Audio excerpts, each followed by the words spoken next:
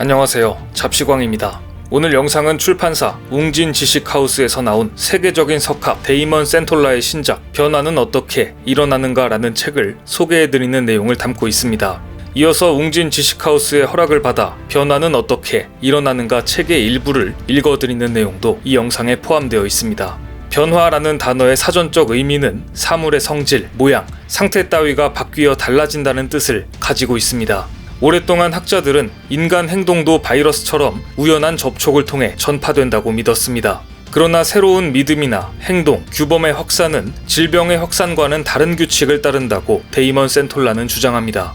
20년 넘게 방대한 연구를 이어온 데이먼 센톨라는 그 핵심이 소셜 네트워크, 즉 사회적 연결망에 있음을 증명합니다. 복잡한 전염이라는 개념에 따르면 기존의 믿음과 규범을 흔드는 변화일수록 가족이나 친구, 동료처럼 끈끈하게 연결된 관계가 확산의 성패를 좌우한다는 것입니다. 그런데 일본은 유난히 변화 자체를 거부하는 모습을 자주 보여왔습니다. 그리고 이 같은 모습은 도쿄올림픽을 통해 전 세계에 전해지고 있습니다. 도쿄올림픽을 기점으로 해외 언론들이 일본에 대해 이 정도일 줄은 몰랐다 라는 반응이 줄을 잇고 있는 것이죠.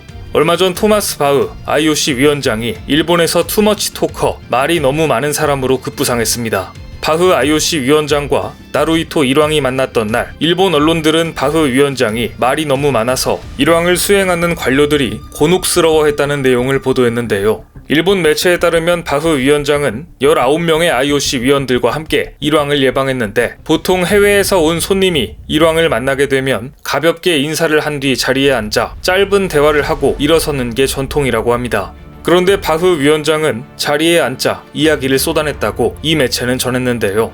예정에 없던 대화로 당황한 것은 의전 총괄 담당관이었습니다.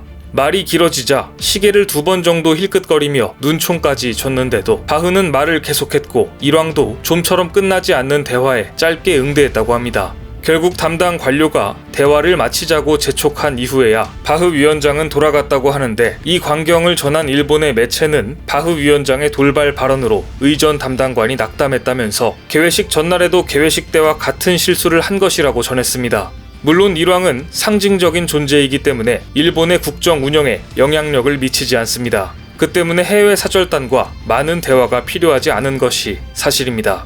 하지만 바흐의 입장은 달랐겠죠. 수많은 나라를 방문하고 국가 정상과 만찬을 해온 IOC 위원장은 아마도 묵묵부답으로 앉아 분위기를 어색하게 만들기보다는 자신이 대화를 이끌어 어색한 분위기를 풀고 싶었을 겁니다. 하지만 일본은 이런 걸 용인하지 않는 나라죠. 일왕을 만난 자리에서 말을 길게 했다고 끝내라고 재촉하는 풍경과 더불어 바흐 위원장이 잘못한 것처럼 보도하는 일본 언론들의 모습에서 모든 문제를 정해진 틀 안에서 생각하고 벗어나면 비정상으로 생각하는 일본의 사고방식을 보여준 것입니다. 그래서였을까요? 일본의 거의 모든 요구를 받아들이던 바흐 위원장은 최근 일본의 요구를 정면으로 거부했습니다. 로이터 통신에 따르면 IOC가 원폭 투하 기념일인 8월 6일 잠시 침묵을 지켜달라는 일본 측의 요구를 거절했다고 보도했습니다. 앞서 마쓰이 가즈미 히로시마 시장은 지난달 28일 바흐 IOC 위원장에게 서한을 보내 사람들이 원폭의 실체를 알기 원한다며 8월 6일 오전 8시 15분 선수촌과 잠시 동안 침묵, 즉 묵념을 하는 의식을 가졌으면 한다고 요구했습니다. 대체 언제까지 피해자 코스프레를 하려는 것인지 모르겠는데, 자신들이 일으킨 전쟁 범죄의 비극적인 결말에 대한 책임을 왜 다른 곳으로 돌리고 미화시키려고 하는지 도저히 이해가 되지 않습니다. 이건 미국 입장에서도 상당히 거슬릴 수밖에 없는 사안입니다. 하지만 히로시마 원자폭탄 투하를 기념할 시간을 계획했던 일본의 계획은 IOC의 거부로 인해 완전히 무너진 것으로 보입니다.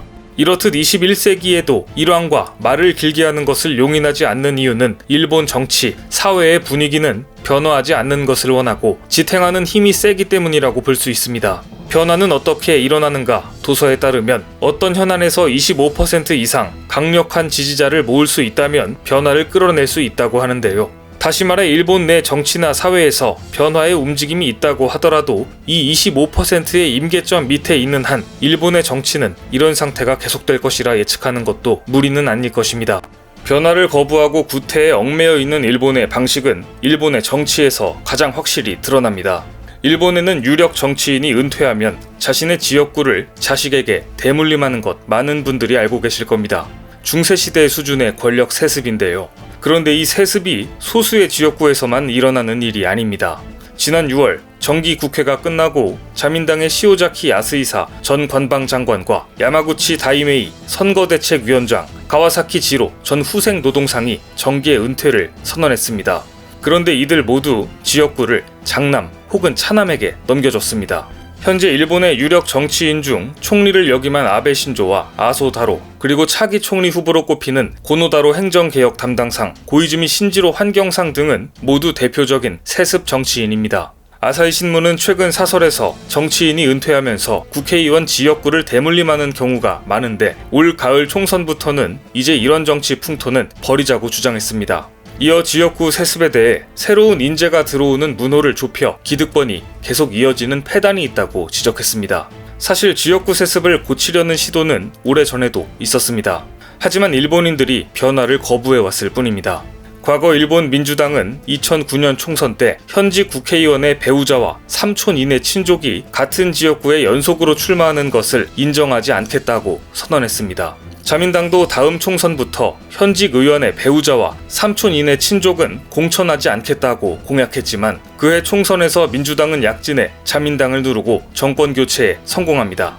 하지만 정당들이 약속한 개혁이 완료되기 전인 2012년 자민당이 다시 정권을 가져오자 지역구 세습을 제한하자는 분위기는 완전히 사라지고 말았습니다. 이렇게 지역구 세습으로 고인물이 계속 같은 자리에서 정치를 하다 보니 몇 년이 지나도 일본 정가는 그 인물입니다. 총리 관저의 숨은 실세로 꼽히는 스기타 가즈히로 관방 부장관은 얼마 전 역대 최장 재임 기록을 세웠습니다. 요미우리 신문에 따르면 스기타 부장관의 연속 재직 일수는 무려 3134일, 즉 8년 7개월로 전임인 후루카와 전 부장관의 최장수 기록을 넘어섰다는 것입니다. 일본의 내각 관방은 한국의 대통령 비서실과 국무조정실의 기능을 섞어놓은 기관으로 핵심 권력기관입니다. 그런데 스기타는 아베 정권 출범과 함께 기용된 후 스가 정권 출범 이후에도 계속 자리를 지키고 있습니다. 총리도 바뀌었지만 비서실장은 안 바뀌는 특이한 모습인데요. 어떻게 한 사람이 저렇게 오랜 기간 동안 요직에 있을 수 있는 걸까요? 한국에서는 생각도 할 수 없는 일입니다. 고인물은 썩기 마련입니다. 스기타의 엄청난 권력은 정보와 인사권에서 나오고 있었습니다. 스기타는 경찰청 출신으로 중앙부처의 간부 인사를 관리하는 내각 인사국의 수장까지 겸하고 있습니다. 인사권까지 틀어줬으니 관료들에게 두려움의 대상이겠죠.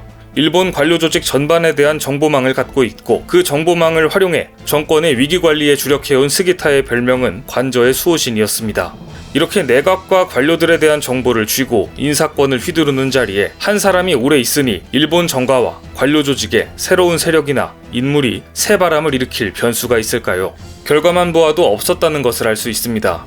이쯤 되면 관저의 수호신이 아니라 관저의 지방령이 맞는 표현이지 않을까 싶은데요. 이렇게 변화를 거부하고 구태에 매몰되어 있는 일본 정가의 세습 정치인의 비율이 어느 정도나 될까요? 지난 2017년 중의원 선거 기준 자민당 당선자 중에 세습 정치인은 무려 83명으로 전체의 29%에 달합니다. 이 수치가 일본 정치가 어째서 달라지지 않으며 왜 계속 자민당만 집권하는지를 말해주고 있습니다. 한편으로는 이렇게 지역구를 세습해도 계속 찍어주는 일본 유권자들이 근본적인 문제라는 생각도 드는데요. 중세시대나 있을 법한 권력형 금수저가 존재하는 한 일본에서 변화는 기대하기 어려워 보입니다. 출판사 웅진 지식하우스에서 나온 세계적인 석학 데이먼 센톨라의 신작 변화는 어떻게 일어나는가 라는 책은 우리 주변에서 발생하는 크고 작은 변화의 메커니즘을 과학적으로 밝히고 있습니다. 변화는 어떻게 일어나고 찻잔 속 태풍으로 끝나는 일이 왜 그토록 많았는지, 또는 가망 없어 보이던 혁신이 안착을 하고 비주류로 불리던 운동이 세상을 뒤흔드는 데는 어떤 비밀이 숨어 있는지 20년 넘게 방대한 연구를 이어온 저자는 변화의 원인이 사회적 연결망에 있음을 증명해냈습니다. 기존의 믿음과 규범을 흔드는 변화일수록 가족이나 친구, 동료처럼 끈끈하게 연결된 인간 관계가 확산의 성패를 좌우한다는 것인데요.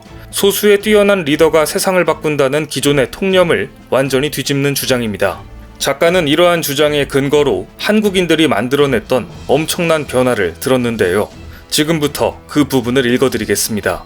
1960년대에 세상은 크게 변하고 있었다. 인도와 대만, 한국에서는 산업화가 일어나고 있었다. 또 또 새 나라는 인구 변천이라는 역사적 순간을 지나고 있었는데 이것은 많은 현대 국가들이 거치는 하나의 통과 의례였다. 1960년대에 인구 변천 단계에 접어든 많은 나라들은 갑자기 더 나은 의료 서비스와 더 빠른 경제 성장을 누리게 되었다.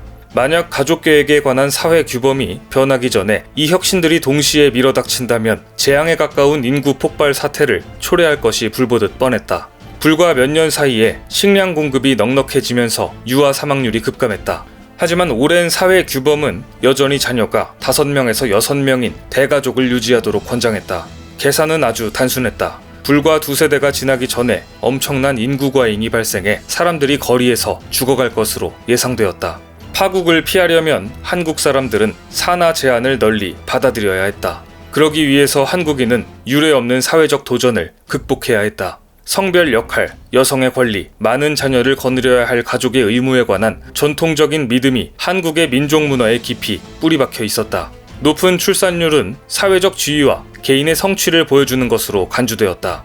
이런 상황에서 피임은 뿌리 내리기가 어려웠다. 그 당시 인도와 대만, 인도네시아, 파키스탄을 비롯해 비슷한 도전에 직면한 나라들도 많았다. 하지만 한국은 모든 정책 목표를 예정보다 일찍 달성했다. 불과 20년 만에 피임은 전국으로 퍼졌다. 한국의 성공적인 산하 제한 계획은 지금까지도 전 세계에서 깨지지 않는 기록으로 남아있다. 한국에서는 도대체 무슨 일이 일어났길래 불과 20년 만에 문화 전체가 확 바뀌었을까? 이는 피임 방법이나 마케팅 접근법 때문이 아니라 각 마을의 사회적 유대 때문이었다. 한국인은 친구와 이웃으로부터 피임법에 관한 정보를 얻었다.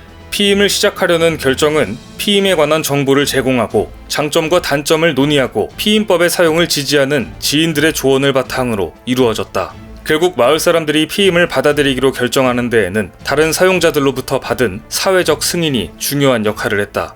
친교와 조언을 위해 조직된 각 마을의 여성단체들이 피임에 대해 이야기를 나누고 경험을 공유했다.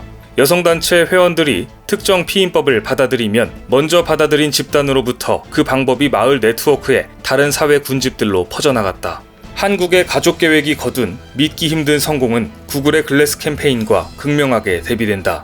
둘 다 사회 규범에 도전했다. 한국의 성공과 구글의 실패는 소셜 네트워크가 어떻게 사회 규범의 변화를 가속화시키거나 그러한 변화를 완전히 봉쇄할 수 있는지 보여준다. 잘 들으셨나요?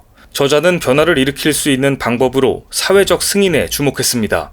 그리고 이웃이나 동료와의 유대감을 무엇보다 중요하게 여기는 한국인의 특성이 커다란 사회적인 변화를 만들어내는데 성공적인 요인이었다고 분석했습니다. 일본인들과 달리 변화를 빠르게 받아들이고 적응하는 한국인들의 특성을 저자가 제대로 본 것 같은데요. 사회적인 변화의 과정을 감지하고 그 속에서 나 자신을 성장시킬 수 있는 기회를 찾고 싶으신 분들께 출판사 웅진 지식하우스에서 나온 세계적인 석학 데이먼 센톨라의 신작 변화는 어떻게 일어나는가를 추천드립니다.